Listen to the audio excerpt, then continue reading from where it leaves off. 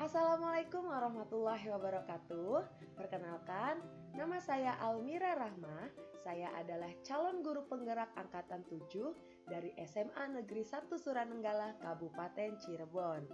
Kali ini saya akan memaparkan mengenai demonstrasi kontekstual mengenai pemikiran filosofis Ki Hajar Dewantara serta implementasinya di sekolah saya.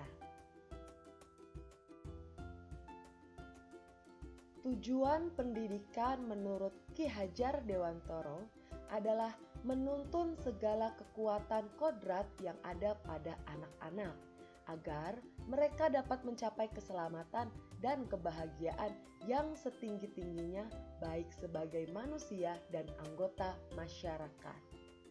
Peran pendidik menurut Ki Hajar Dewantara yang pertama adalah menuntun anak mencapai kodratnya.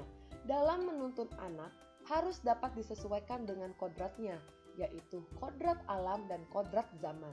Kodrat alam berkaitan dengan sifat dan bentuk lingkungan di mana anak berada, dan kodrat zaman berkaitan dengan perkembangan zaman yang ada.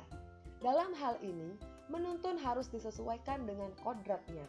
Anak dapat diberikan kebebasan, namun tetap diarahkan sehingga anak tetap dalam lajur yang benar. Yang kedua, adalah tukang kebun kehidupan.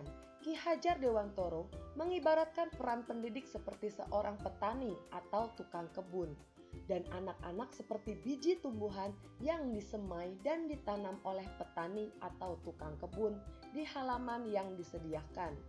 Petani atau tukang kebun hanya dapat menuntun dan merawat tumbuhnya tanaman, memberi pupuk dan air, memperbaiki kondisi tanah, dan membasmi hama yang memungkinkan mengganggu tumbuhnya tanaman. Tentunya, beda jenis tanaman, beda pula cara perlakuannya. Artinya, dalam hal ini, bahwa seorang pendidik harus dapat melayani dan memfasilitasi segala kebutuhan metode belajar peserta didik yang berbeda-beda, atau pembelajaran yang berorientasi pada anak. Lalu, yang ketiga adalah pendidikan budi pekerti. Selanjutnya, pendidikan berpihak pada anak. Pendidikan yang berpusat terhadap anak, di mana peserta didik diberikan kebebasan dalam belajar untuk dapat berpikir kritis, kreatif, dan inovatif. Dan sebagai seorang pendidik, kita harus dapat melayani sesuai dengan karakter dan kebutuhan peserta didik yang berbeda-beda untuk mencapai tujuan belajarnya. Ki Hajar Dewantara juga menjelaskan bahwa kita sebagai pendidik hendaknya memperhatikan 3 hal konsep trilogi pendidikan. Yang pertama, Ingarso Sung Tolodo, yang berarti di depan menjadi teladan. Sebagai seorang pendidik, kita harus dapat memberikan contoh atau teladan yang baik bagi peserta didik dalam bersikap, berperilaku, maupun bertutur kata. Dan yang kedua, Ing Madya Mangun Karsa, yang berarti di tengah membangun motivasi. Seorang pendidik harus dapat memberikan motivasi-motivasi positif untuk peserta didik terkait dengan minat maupun bakat yang dimilikinya. Dan yang terakhir adalah Tut Wuri Handayani, yang berarti di belakang memberikan dorongan. Seorang pendidik hendaknya memberikan dorongan maupun semangat untuk mendukung dan memberikan arahan atas apa yang dilakukan oleh peserta didiknya.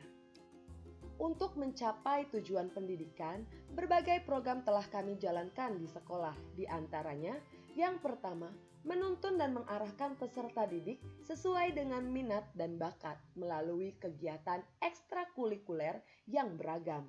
Tentunya, ini dapat dipilih oleh peserta didik sesuai dengan minat dan bakat mereka.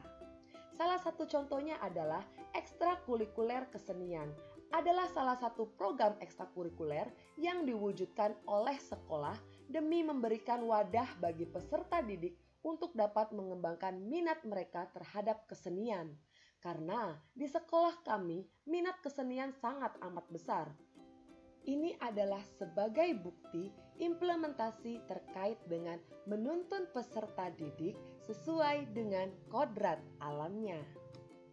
Selanjutnya, kegiatan penanaman karakter peserta didik dalam pembiasaan seperti 5S, senyum, sapa, salam, sopan, dan santun.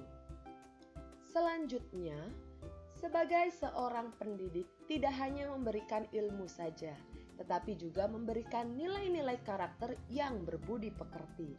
Seperti contohnya adalah memberikan bimbingan kepada setiap peserta didik maupun dengan orang tua peserta didik, agar orang tua dapat mengetahui perkembangan anaknya di sekolah.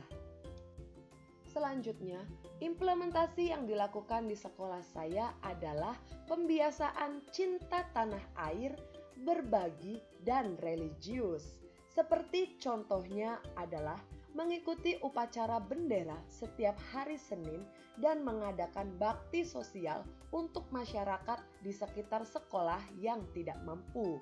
Lalu, kita juga selalu mengadakan kegiatan pembiasaan yang dilakukan setiap hari Jumat, yaitu pembiasaan Jumat religi. Selanjutnya adalah implementasi mengenai pembelajaran yang berpihak pada murid.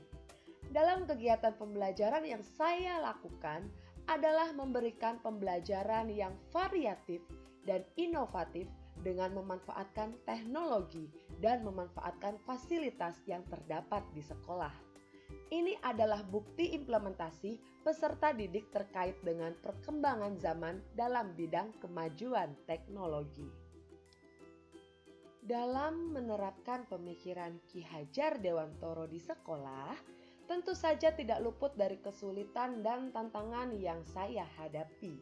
Tantangan penerapan pemikiran Ki Hajar Dewantoro adalah menumbuhkan keaktifan dan kreativitas peserta didik dalam belajar dengan penggunaan metode dan media pembelajaran yang tepat sesuai dengan bakat dan gaya belajar mereka.